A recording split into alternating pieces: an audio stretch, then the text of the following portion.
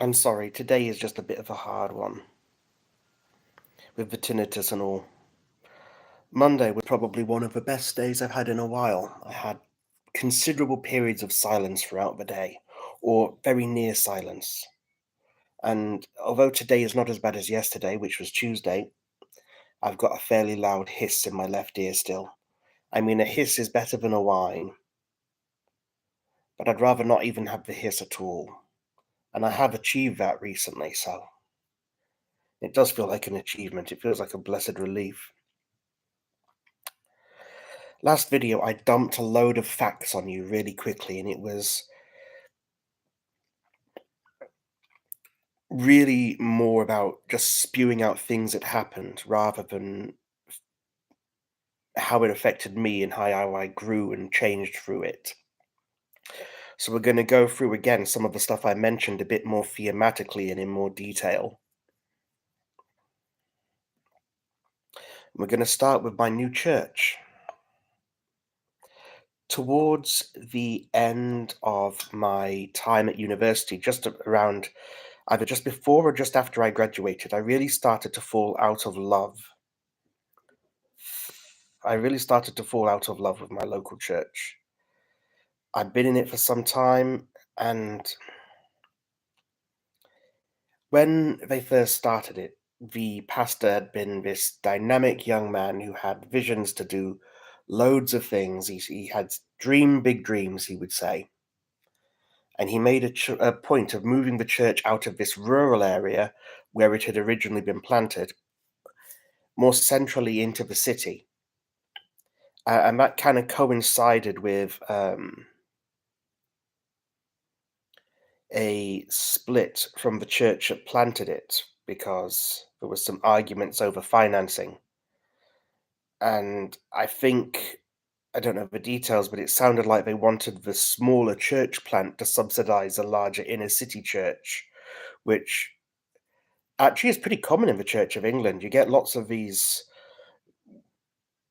churches attended by wealthy people who put in lots of money, and they're then expected to pay for some inner city church that's struggling to get members.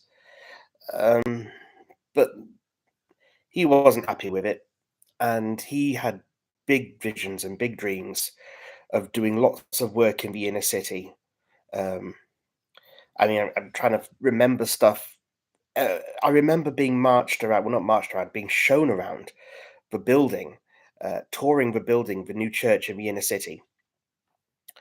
Um, and the talk of all the things that we could do in it. Oh, we could have dance workshops here. We could feed the homeless there. We could do this kind of work here. This is where we'll have youth workshops and blah blah blah. And it started off with these great ambitions, and it kind of became a prototype TV megachurch that was all about family. And I mean family with a little f, to capital F, family, the nuclear family, a couple and some kids. Um, it moved building up the road into a larger establishment, got a lot of TV cameras, started getting on certain channels, and it all seemed to become more and more about keeping the kind of the dinkies or the well, not even the dinkies because they did have kids, keeping these families happy and less about actually reaching out to the local community and doing things. TV ministry and keeping people happy. That was the big thing. And I kind of fell out of love with it. And the pastor who originally started it got big into his TV ministry, planted another church in another part of the country, and left it in the hands of a reliable and honest man. Um, and I went to this reliable and honest man and I told him about some of my frustrations, particularly with feeling like, I feel like I'm kind of gotten old before my time. I think it's probably the way I would have put it then. And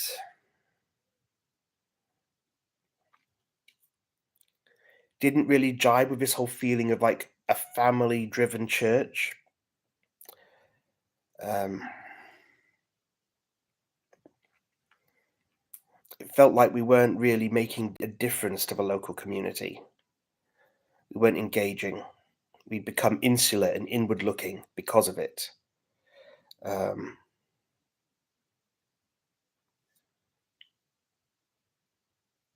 because that's what you get when you become family people. You tend to stability into what you know instead of risk taking and going out into the big world and trying new things. So anyway,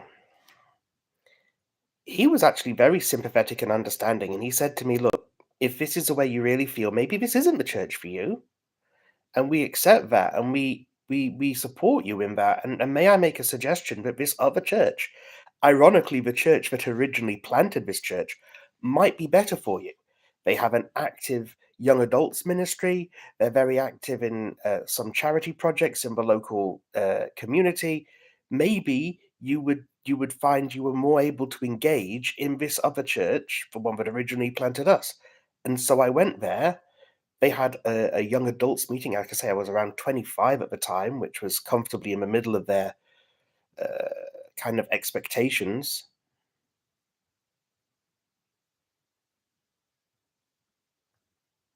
And that kind of started a phase in my life, actually, where I was within the church context, trying to, as much as possible, reconnect with kind of what it meant to be a young person as possible, which is obviously somewhat limiting.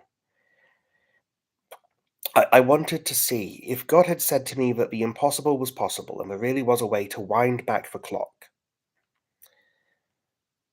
and that there was a point in keeping living because it is possible to wind back the clock, that it's not an empty, vain hope. And I wanted to see what I could do now in terms of how I was read by other people, in terms of my age. And one way that that manifested was in opting into everything that I was eligible for, particularly in the church. So I started going to the young adult meetings. I started going to the yearly youth conference because the church would hold a youth conference once a year and get a load of people in.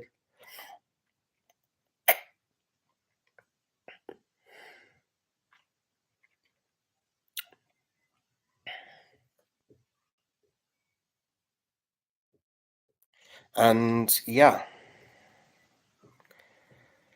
I was amazed to the degree to which I was able to, yeah, sure. I never felt like I was one of the lads, but I felt like I was not one of the youth leaders either. I was not one of the suspicious adults who needs to be. Uh, Let me give you an example, and let me get rid of this notification. I remember going to a youth camp. I was really surprised. I used to remember going to this particular youth camp and meeting in tents, kind of like spring harvest, but roughing it in tents kind of thing, and much more orientated towards young people. And I looked it up and I was really surprised to see that there wasn't an age limit. There wasn't anything on the advertising or website or anything that said you had to be under such and such age to go. You could just sign up and go. And so I did. And I hung around and I went from seminar to seminar in all these different marquees. And I went to the late night sanctified Christian club music raves, and I hung around and chatted to people and made friends. And while I clearly didn't come off as a youth leader, I didn't come off as a young person either. I'll give you an example.